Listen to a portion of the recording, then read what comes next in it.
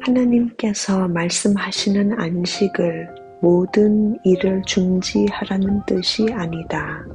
안식에 대한 구주의 약속은 일을 하라는 부르심과 병행한다. 나의 멍에를 메고 내게 배우라. 그러면 너희 마음이 쉼을 얻으리라. 그리스도 안에서 가장 많이 쉬는 사람은 그분을 위해 가장 많이 일하게 될 것이다. 우리가 자신을 생각할 때 우리는 생명을 주시는 그리스도께로부터 돌아서게 된다. 사단은 이것을 알므로 우리의 마음을 구주께로부터 돌아서게 하고자 애쓴다. 사단은 우리가 그리스도와 함께 거하며 일하지 못하도록 방해하고자 한다. 사단은 세상의 쾌락들을 이용하여 우리의 마음을 하나님께로부터 떠나게 하고자 애쓴다. 사단은 생애의 걱정과 슬픔을 이용한다. 그는 우리의 마음을 하나님께로부터 돌아서게 하고자 다른 사람들의 잘못과 우리의 결점과 약점들을 이용한다. 우리는 사단이 이러한 생각들을 가지고 우리를 속이지 않도록 해야 한다.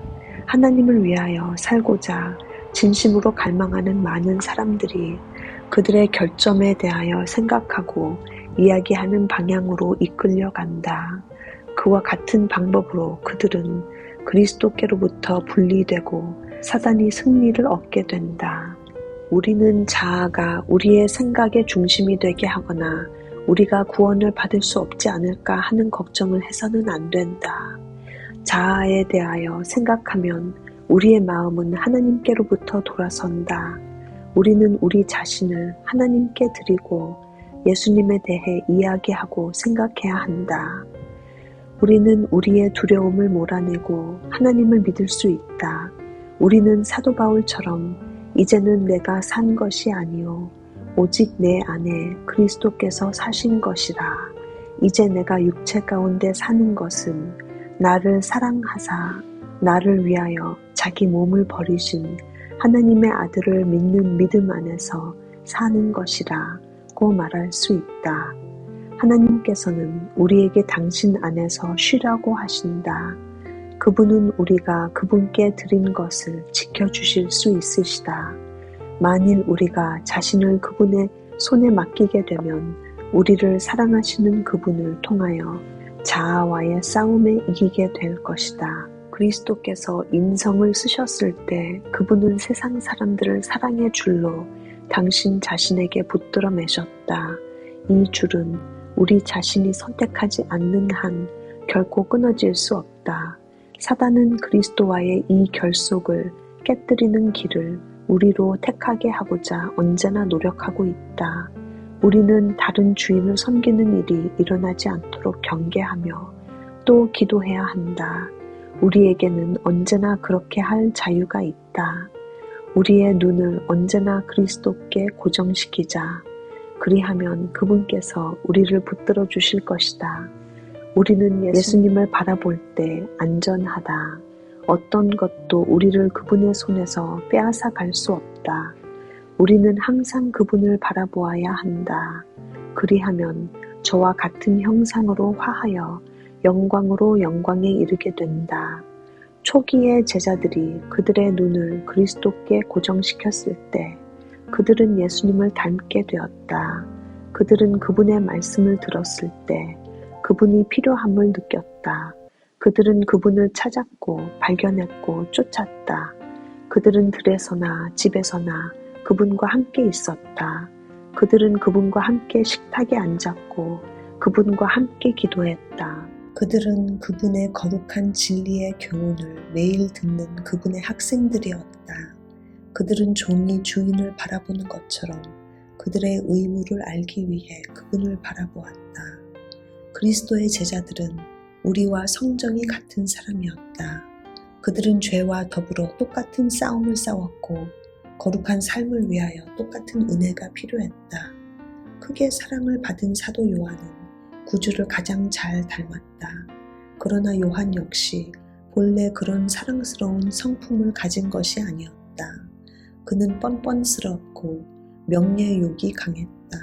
그는 별 생각 없이 설치고 쉽사리 화를 내는 사람이었다. 거룩하신 분의 품성이 그에게 나타나자 그는 자신의 결정들을 보게 되고 매우 겸손해졌다. 요한은 예수님의 능력과 친절을 깨달았다. 그는 그분의 능력과 사랑을 깨닫고 예수님이 왕이실지라도 겸손하신 것을 보았다. 요한이 구주를 주목하게 되자 그의 마음은 그분에 대한 사랑으로 충만해졌다. 날마다 그는 예수님을 향해 가므로 마침내 주님에 대한 사랑으로 자신을 보지 않게 되었다. 요한은 자신의 기질을 예수님의 능력에 굴복시켰고 성령께서는 그의 마음을 변화시키셨다. 그리스도의 사랑의 능력이 그 안에 새로운 품성을 형성시켰다. 우리 자신이 그리스도와 연합할 때 우리는 분명히 변화를 입게 된다. 그리스도께서 우리 안에 거하실 때 우리의 온 성격은 향상된다. 그분의 성령, 그분의 사랑은 우리의 마음을 겸손하게 해주고 우리의 생각과 욕망을 하나님과 하늘을 향하게 해준다. 예수님이 하늘로 돌아가신 후에도 그분을 따르는 자들은 그분께서 여전히 그들과 함께 계심을 느꼈다. 그들은 그분의 사랑과 빛을 느꼈다. 구주 예수님은 그들과 함께 거니시고 얘기하시고 기도하셨다. 그분은 희망과 위안의 말씀을 하셨다. 평화의 기별이 그분의 입술에서 흘러나오는 동안 그분께서는 그들을 떠나 하늘로 올라가셨다. 천사의 무리가 그분을 영접하자 그분께서는 내가 세상 끝날까지 너희와 항상 함께 있으리라 고 말씀하셨다. 예수님은 인간의 형체를 입으시고 승천하셨다. 제자들은 그들의 친구이시며 구주이신 그분이 하나님 앞에 서 계신 것을 알았다. 그분은 여전히 그들을 사랑하셨고 그들 중 한 사람으로 계셨다. 그분은 당신의 상한 발을 하나님께 보이고 계셨다. 그분은 당신이 구속하신 자들을 위하여 지불한 대가를 당신의 아버지께 상기시키고 계셨다. 제자들은 예수님께서 그들을 위하여 처소를 예비하러 하늘로 돌아가셨다는 것을 알았다. 그들은 그분께서 다시 오셔서 그들을 데려가실 것을 알았다. 예수님께서 하늘로 돌아가신 후 제자들이 함께 모였다. 그들은 예수님의 이름으로 하나님께 열렬히 기도했다. 그들이 머리 숙여 기도하며 예수님의 약속을 되풀이했을 때 그들은 놀라운 생각을 했다. 너희가 무엇이든지 아버지께 구하는 것을 내 이름으로 주시리라. 지금까지는 너희가 내 이름으로 아무것도 구하지 아니하였으나 구하라. 그리하면 받으리니 너희 기쁨이 충만하리라. 그들은 믿음으로 하나님께 손을 뻗쳤다. 왜냐하면 다시 살아나신 그리스도께서 하나님 우편에 계신 자요 우리를 위하여 간구하시는 자시기 때문이었다. 오순절 날에 보혜사가 그들에게 오셨다. 그리스도께서는 성령께서 그들과 함께 계실 것을 약속하셨다. 그분께서는 내가 떠나가는 것이 너희에게 유익이라. 내가 떠나가지 아니하면 보혜사가 너희에게로 오시지 아니할 것이요 가면 내가 그를 너희에게로 보내리니 라고 말씀하셨다. 성령을 통하여 그리스도께서는 당신의 자녀들의 마음속에 언제나 살아계실 것이었다. 사실상 그분은 그들과 친히 함께 계셨을 때보다 더 가까이 계실 것이었다. 그들 안에 거하시는 그리스도께서는 빛과 사랑과 능력이 되어 그들에게서 비쳐나올 것이었다. 제자들을 본 사람들은 이상히 여기며 또 그 전에 예수와 함께 있던 줄도 알았다. 그리스도께서는 당신의 제자들을 위해 하신 모든 것들을 오늘날에도 당신의 자녀들을 위해 하시고자 하신다. 그분의 제자들이 주위에 모였을 때 드리신 마지막 기도에서 그분께서는 내가 비옵는 것은 이 사람들만 위함이 아니요 또 저희 말을 인하여 나를 믿는 사람들도 위함이라고 말씀하셨다.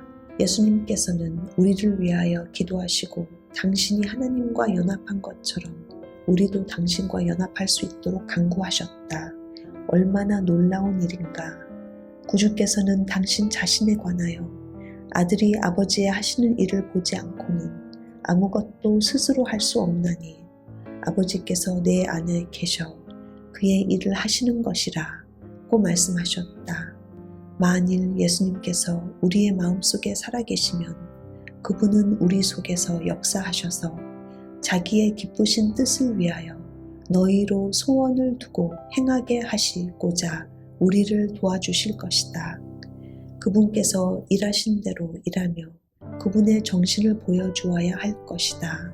우리가 그분을 사랑하고 그분 안에 거할 때 우리는 범사의 머리 되시는 그리스도에 이르기까지 자라나게 될 것이다.